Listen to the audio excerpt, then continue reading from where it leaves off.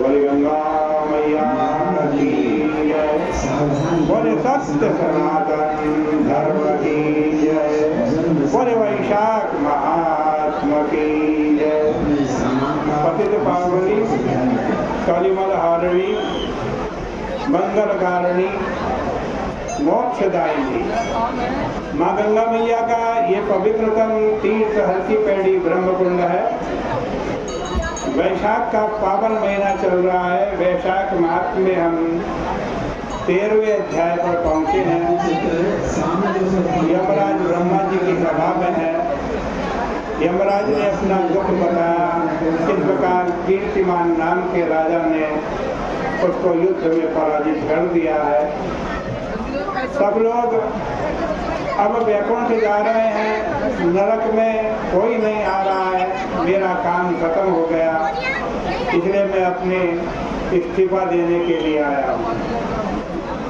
ब्रह्मा जी कह रहे हैं, ब्रह्मोवाच हिमाश्चर्यं त्वया दृष्टं किमर्थं चिद्यते भवान् सद्गुणोऽसि सद्गुणेषु कृतस्तापः संतापो मरणान्तिकम्। कह रहे हैं, हे यमराज, तुमने ऐसा क्या आश्चर्य देखा और खेद क्यों कर रहे हो? उत्तम गुण वालों के विषय में किया गया क्षोभ मृत्यु का कारण होता है, जबकि उसके उच्चारण मात्र से वैशाख धर्म का कथा श्रवण करने मात्र से परम पद की प्राप्ति होती है। तो फिर उस राजा के शासन से प्रजा भगवान के लोक जाएगी ही। आनंद कंद श्री कृष्णचंद्र के लिए एक बार ही किया गया प्रणाम संपूर्ण यज्ञांत स्नानों के समान। यज्ञ करने वाला तो स्वर्ग भोगने के पश्चात, पुण्य समाप्त होने के पश्चात फिर पृथ्वी पर जन्म पाता है, किंतु भगवान विष्णु को जो हृदय से एक बार प्रणाम कर लेता है, आज उसको इस दुखमय संसार में नहीं आना पड़ता। कहते हैं उसको कुरुक्षेत्र व सरस्वती से क्या मतलब, जिसकी जिह्वा के अग्रभाग में हा और री ये दो शब्द अर्थात हरि शब्द वर्तमान है। ब्राह्मण होते हुए भी चांडाली, उसमें भी आज कहते हैं रजस्वला दशा में भोग करने वाला भी वह मृत्यु के समय यदि भगवान का नाम ले ले तो मुक्त हो जाता है। अभक्ष्य पदार्थों के भक्षण से एकत्रित पापों को छोड़कर भगवान विष्णु की सायुज्य मुक्ति प्राप्त कर लेता है, क्योंकि उसकी स्मृति प्रभु प्रेम संबंधित है। वह प्रभु को स्मृति बड़ी प्रिय है। हे यमराज, इसलिए तुम्हें कोई भी खेद नहीं करना चाहिए।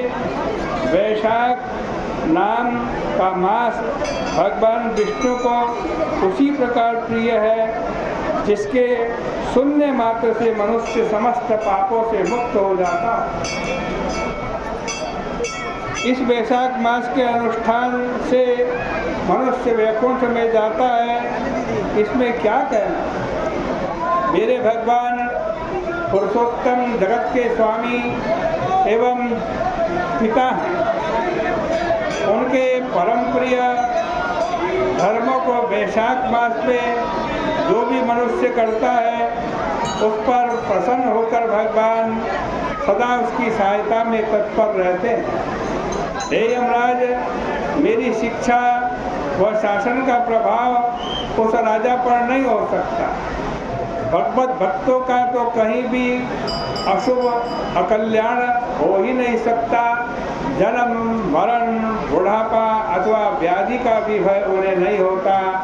किसी कार्य में नियुक्त व्यक्ति अपने स्वामी के कार्य को अपनी शक्ति भर जब करता है तब उतने से ही उसका कर्तव्य पूर्ण हो जाता है, वो कृतार्थ हो जाता है, वो नरक में नहीं जाता।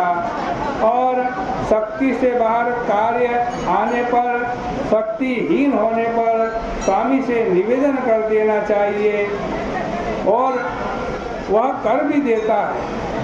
कार्य में नियुक्त कोई भी सेवक उतने से ही ऋण से मुक्त हो जाता है और सुख भोगता है। इसलिए जिस सेवक ने अपना उद्देश्य व कार्य स्वामी की सेवा में निवेदित कर दिया, वह न तो झूठा है और न ही उसको कोई पाप लगता है।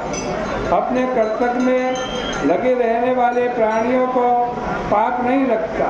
इसलिए इस अशक्य कार्य में तुम सोच या शोक नहीं करो। आज कहते हैं कि तुम चिंता व्यर्थ में कर रहे हो। एक बात इसमें तनिक संदेह नहीं कि मैंने आपके चरणों की सेवा से सब कुछ पा लिया है, किंतु हे परम संभव, मैं आपके नियोग को करने के लिए पुनः नहीं जा सकता।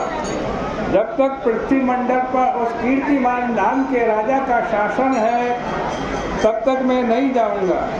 केवल एक उस राजा को अपने धर्म से डिगा देने पर मैं उसी प्रकार कृतकृत हो जाऊंगा जिस प्रकार गया में पिंड दान करने वाला पुत्र कृतकृत्य हो जाता है। हे कृपालो, मैं अव्यय कभी नष्ट न होने वाले प्रभु मेरे इस कार्य को साधिए, तब मैं संताप छोड़ करके आपकी आज्ञा का पालन करूंगा। ये सब सुनकर ब्रह्मा जी ने कहा कि चलो हम विष्णु भगवान के पास चलते हैं, वही हमारी समस्या का समाधान करेंगे। आज कहते हैं यमराज का हाथ पकड़ करके ब्रह्मा जी उसको विष्णु लोक में ले गए। आज कहते हैं वहाँ जा कर के पहले भगवान की स्तुति की।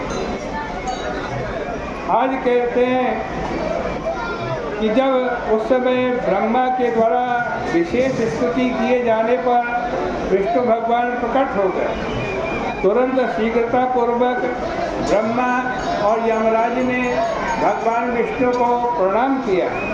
विष्णु भगवान ने उन दोनों से बादल के समान गंभीर गरजते हुए वचनों में कहा,